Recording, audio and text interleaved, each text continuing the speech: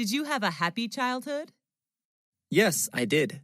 I enjoyed playing hide and seek with my peers. Did you experience your childhood in a city or countryside?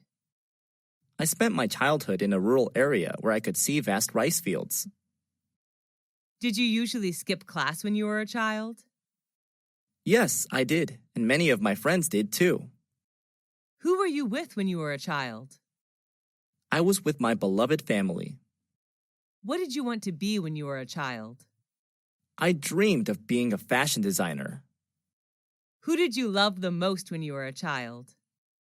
I loved my mom the most, since she was always there and took care of me. Who was your childhood hero? Robin Hood. He took money from the rich and gave it to the poor. What reminds you of your childhood? Green rice fields, which I happen to see everywhere, remind me of my beautiful childhood. Did you change a lot when you grew up? Yes, of course. I'm more mature now, both physically and mentally. Why is childhood important?